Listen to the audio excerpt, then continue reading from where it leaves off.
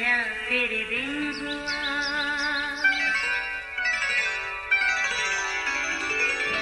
नया फिर दिन हुआ, पुरानी रात का करे सो शुक्र हम खुदा की जात का, खुदा की जात का नया फिर दिन हुआ।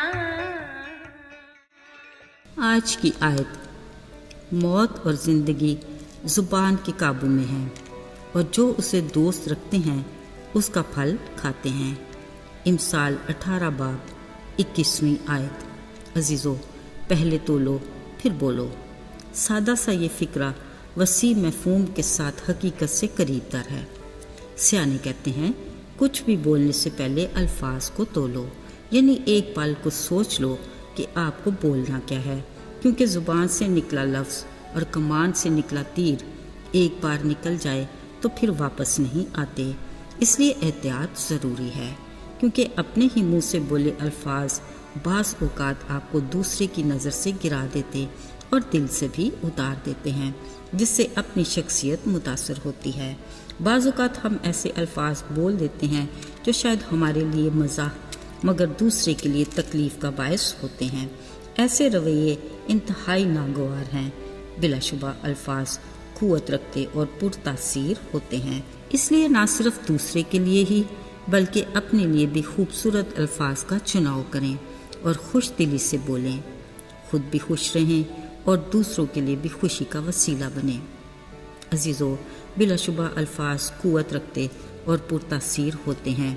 फिर खालिक खुदा के कहे अल्फाज की बात ही कुछ और है। ज़रा याद कीजिए, इस खूबसूरत कायनात की इब्तदाई हालत क्या थी? अंधेरे, वीरानी, चार सू पानी ही पानी, मगर खुदा की रूह इन पानियों की सतह पर जुम्बश करती थी। फिर खुदा ने कहा, रोशनी हो जा। अजीज़ों, ज़रा देखिए, खालिक खुदा के कहे अल्फाज में ऐसी क़ुव्वत और तासीर थी कि अंधेरों में रोशनी नमूदार होगी।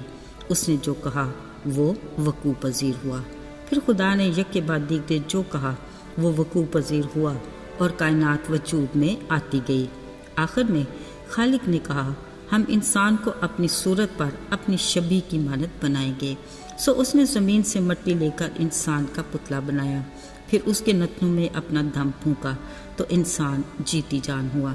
यानी हम में भी उस खालिक खुदा का दम है जिसकी बदौलत चीज़ें वजूद में आती हैं। पर हमारे कहे अल्फाज में भी क़ुव्वत और तासीर है। फ़र्क ये है कि खालिक खुदा कादिर मुतलक के कहे अल्फाज से चीज़ें वक़ू पज़ीर होती हैं, पर इंसान के कहे अल्फाज में फ़कत क़ुव्वत और तासीर है। अजीज़ों, अल्फाज मनफी हों या मुस्बत, दोनों में जज्बात की तासीर नुमाया है।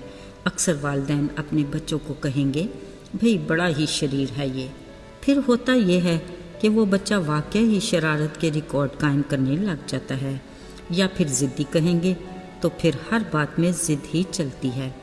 याद रहे, अगर किसी बच्चे की तारीफ़ करेंगे तो उस पर इतना खुशगवार असर होता है कि वो हर बात में अच्छा बनने की कोशिश करता है, जो उसकी शख्सियत और मिजाज पर अच्छा असर डालते हैं। लिहाजा बच्चों की शख्सियत को संवारने और बिगाड़ने में हमारे बोले अल्फाज ताकत और क़ुव्वत के साथ असरअंदाज होते हैं। कलाम मुक़द्दस में ख़बरदार किया गया है कि ज़िंदगी और मौत ज़ुबान के काबू में है और जो उसको दोस्त रखता है उसका फल खाते हैं। अजीज़ों, इसमें इस साथ भी नहायत अहम किरदार अदा करते हैं। अजीज़ों, महज किताबें पढ़ा देना काफ़ी नहीं, बच्चों की शख्सियत की तामीर की अहम जिम्मेदारी भी मुअज़्ज़ज़ इसातिज़ा की ही होती है। इसलिए इसातिज़ा के अपने तालिब इल्मों के बोले अल्फाज उन्हें कामयाब या नाकाम बनाते हैं।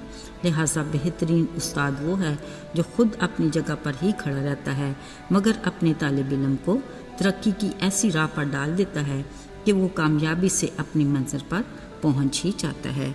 इसलिए माशरे में उस्ताद का एहतराम और इज़्ज़त नहायत अहमियत की हामिल है। अजीज़ों, याद रहे, किसी भी मरीज़ की बीमारी का आधा इलाज डॉक्टर की गुफ्तगू है, यानी बात वही, अल्फाज क़ुव्वत रखते और पुरतासीर होते हैं। यकीनन हर मसीहा इस फ़लसफ़े को बखूबी समझता اور اپنے پیشے میں اس پر کاربند بھی رہتا ہے۔